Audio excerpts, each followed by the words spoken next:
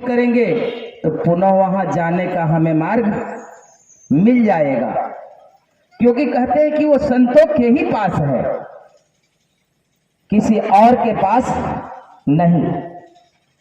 इसलिए साहब कहते हैं कि संतों के पास जाओ, साधुओं के पास जाओ, क्योंकि इस जगत के मनुष्य अगर साधु साधु भी प्रतिदिन कहे तो सदगुरु कहते हैं कि साधु साधु मुख से कहो कि पाप भस्म हो जाए। ये नहीं कहे कि मंदिर मंदिर रोज आओ तो पाप भस्म हो जाए, ऐसा नहीं कहा गया।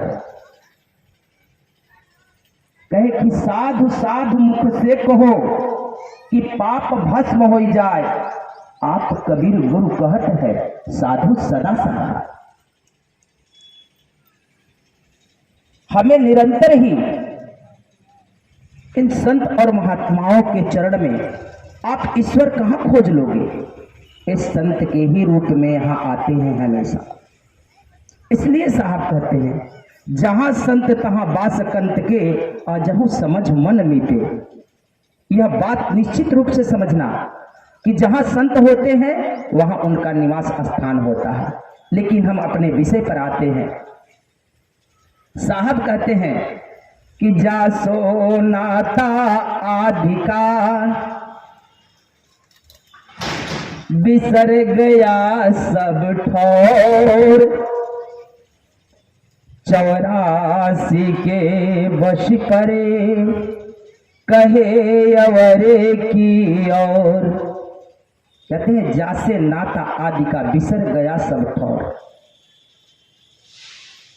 84 के बस परा कहे और की और।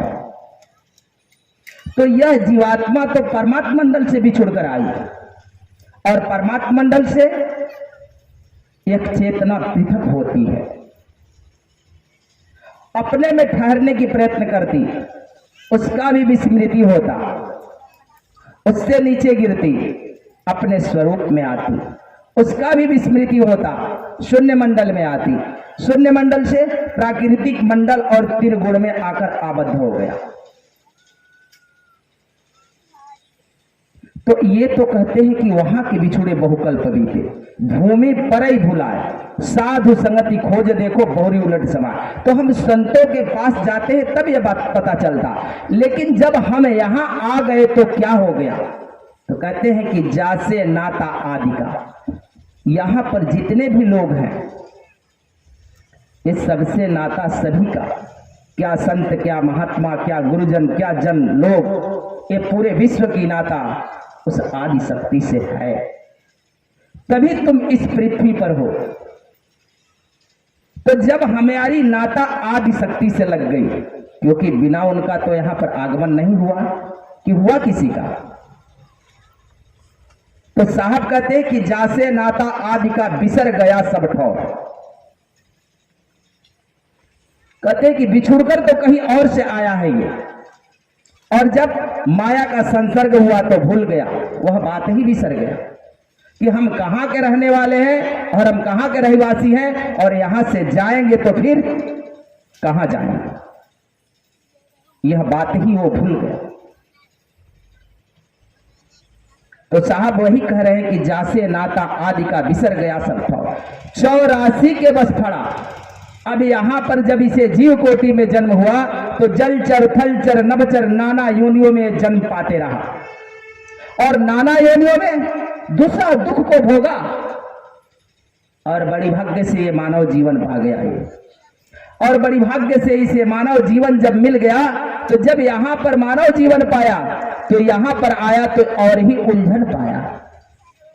यहां तो हिंदू है, बौद्धि है, जैनी है, ईसाई है, तरह तरह के लोग हैं, मंदिर है, मस्जिद है, गिरजाघर, गुरुद्वारा, चर्च तमाम है। यहां तो बिसर गया। कहते 84 के बस पड़ा, ये 84 लाख योनियों में ये भटकता रहा, और कहीं करुणा और कृपा हुई उस परमात्मा की, किसी संतों की दया हो गई तो तुझे मानव जीवन तो मिल गया, लेकिन यहां आया तो तुम भ्रमणा में पड़ गया। और ऐसी भ्रमणा लगी कि तुझे पुनः लौट कर जाने का कहीं रास्ता नहीं दिखाई पड़ा।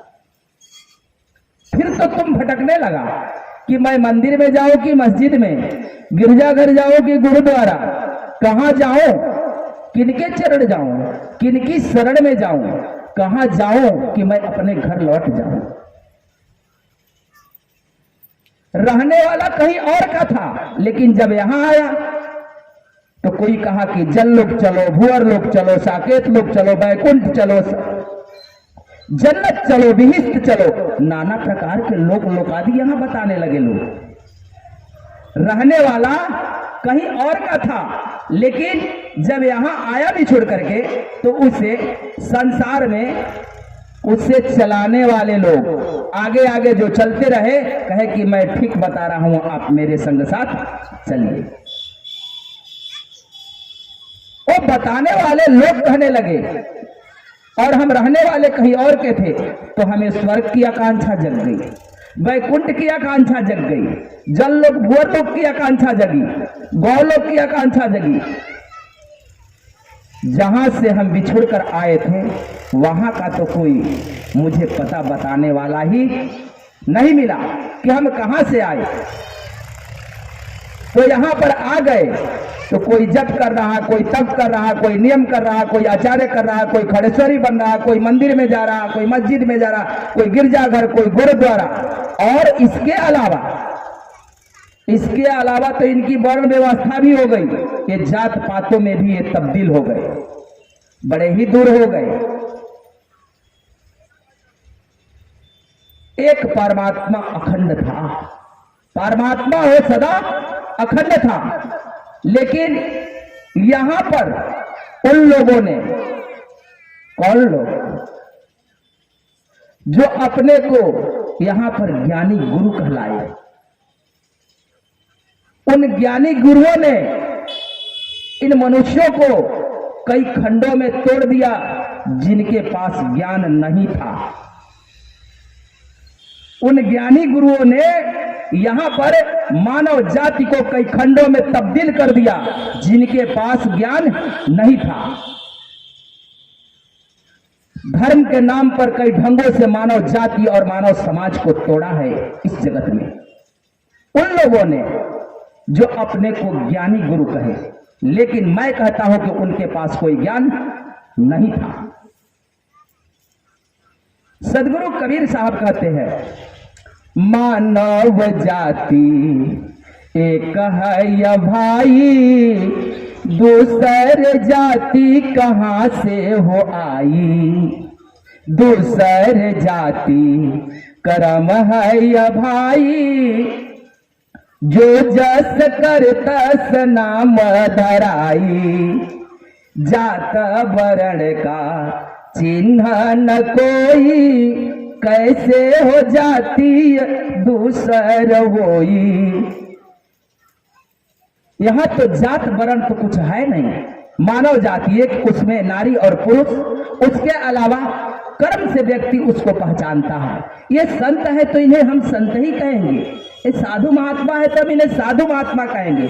एक ड्राइवर गाड़ी चलाने वाला रहेगा तो उसे गाड़ी चालक ड्राइवर ही कहेंगे, एक शिक्षक रहेगा तो हम उसको क्या कहेंगे, टीचर ही कहेंगे, उसका क्या नाम देंगे। लेकिन यहां तो वर्णों में तब्दील कर दिया, और वर्ण का मतलब जाति नहीं होती है। एक बात याद रखिएगा, वर्ण का अर्थ होता है रंग, वर्ण का अर्थ होता है रंग। वर्ण का यहां पर ब्राह्मण, क्षत्रिय, शूद्र, वैश्य, ये जो वर्ण बताए गए, तो एक बात मैं आप लोगों को समझा देता हूं कि वर्ण का मतलब कोई नीचा ऊंचा बड़ा छोटा नहीं होता। लाल रंग से अगर लिखोगे तो लिख पा सकते हैं ना हम, लेकिन काले से लिखेंगे तो वो भी तो अक्षर पे लिखेगा, पीले नीले लिखेंगे तो वो भी लिखेगा, सभी लिख सकता है। जल में कोई रंग नहीं होता। यहां पर मनुष्य मानव बन करके जन्म लिया। जब बच्चा पैदा होता तो मनुष्य बन करके, उसकी क्या जाति होती है? जब जन्म लेता तो क्या जाति होती है? इसकी तो कोई जाति नहीं। लेकिन यहां पर ऐसी विधि व्यवस्था लोगों ने कर दिया कि नीचा ऊंचा बना करके देखा है। और ये बातें तो आप सभी लोग भी समझ रहे हैं। उसके आगे चल करके लोगों ने ऐसा, जो इनके मन में भ्रमणा आ जाती है कि कहे अवर की और, ये अपने ढंगों से जो बनाए इन लोगों ने कि ये स्वर्ग है, ये जल लोक है, ये भूअर लोक है, ये साकेत लोक है, ये किसके बनाए हैं जी? परमात्मा ने आप लोगों को संदेशा दिया था ये स्वर्ग होता, ये जल लोक होता, ये भूअर लोक होता, ये साकेत होता, ऐसा संदेशा मिला। हम तो रहने वाले कहीं सत्यलोक के थे, हम परमात्मा के यहाँ के रहवासी थे, लेकिन यहां पर लोक लोक आदि की बातें करने लगा लोग। और उसके अलावा जब नीचे जैसे जैसे गिरते गया वैसे वैसे जाति बढ़ा, और ही हम परमात्मा से क्या हुए? दिन प्रतिदिन उससे हम दूर हटते गए, उसके निकट कभी नहीं पहुंचे। उसके निकट हम आज तक से कभी पहुंचे ही नहीं। इसलिए सदगुरु कहते हैं कि जासे नाता आदि को बिसर गया सब ठौर। इसलिए ही वो कह रहे हैं कि जिनकी नाता आदि शक्ति से लग गई, वह इस संसार में आकर के सभी बातें भूल गया कि हम